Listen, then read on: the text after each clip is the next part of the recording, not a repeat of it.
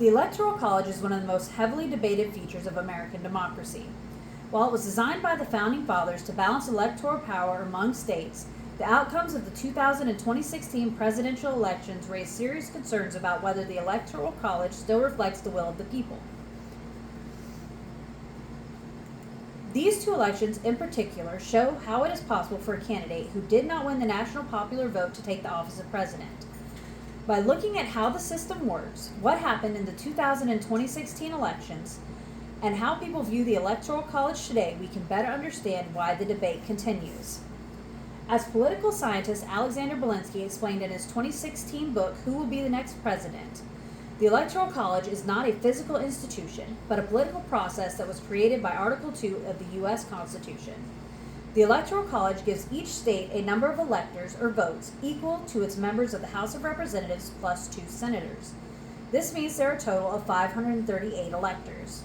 For a candidate to win the presidency, they must earn 270 of these votes. Most states use a winner-take-all approach. In these states, whoever wins the popular vote in that state receives all of that state's electoral votes.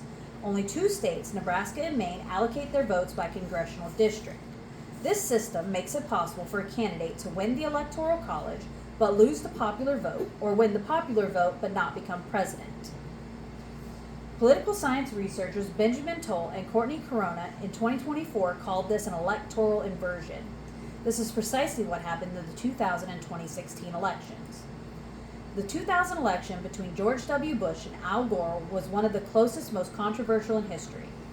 Al Gore won the national popular vote by over 500,000 votes. However, the presidency came down to Florida, which held 25 electoral votes, and where George W. Bush led by only a few hundred votes. Because the results were so close, Florida ordered recounts that highlighted issues within Florida's voting systems and vote counting procedures, including the infamous hanging chads. In December of 2000, the dispute reached the Supreme Court in the case of Bush v. Gore, which can be found at supremejustia.com. The court ordered the recount to stop, leaving Bush ahead by 537 votes. He was then awarded Florida's 25 electoral votes and effectively the presidency. This moment illustrated that the Electoral College, combined with legal deadlines and judicial interpretations, could determine an election's outcome even when the national popular vote says otherwise. 16 years later, in 2016, as reported by USA Today journalist Jonathan Limehouse, in November of 2024, Hillary Clinton won nearly 2.9 million more votes than Donald Trump. However, Donald Trump won the presidency with 304 electoral votes to Clinton's 227.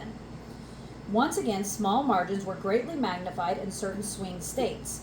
A combined difference of less than 80,000 votes in Michigan, Wisconsin, and Pennsylvania secured Trump's victory despite losing the popular vote. After both elections, as noted by Toll and Corona in 2024, these electoral inversions seem to activate partisan self-interest. In other words, people's opinions about the Electoral College often depend on whether their preferred political party benefited. For instance, after the 2016 election, Republicans were more likely to support the Electoral College, while Democrats were more likely to support a change to a national popular vote. Today, critics of the Electoral College argue that it undermines the democratic idea of one person, one vote, gives disproportionate power to smaller states, and encourages candidates to focus their campaigns on swing states, while supporters of the Electoral College claim it balances regional interests and ensures policymakers give equal attention to both rural and urban voters. Many have proposed reforms, such as the National Popular Vote Interstate Compact, in which states pledge to give their electoral votes to whoever wins the national popular vote. But not enough states have agreed to reach the required 270 votes. And as we learned in Bush v. Gore, any reform must also account for the constitutional rules and procedures that shape how our elections are certified. The Electoral College remains one of the most divisive institutions in American democracy. The 2000 election demonstrated how the constitutional restraints can affect the Electoral College and override the popular vote. The 2016 election demonstrated how marginal victories in certain states can again result in a president taking office after losing the popular vote. As Toll and Corona suggested, debates over the Electoral College often reflect partisan outcomes more than democratic principles. Still, as Supreme Court Justice John Stevens cautioned in Bush v. Gore, public confidence depends on fairness and transparency in our election processes. So we must ask ourselves, should the President of the United States be decided by a system that was created 200 years ago or by the majority vote of the American people?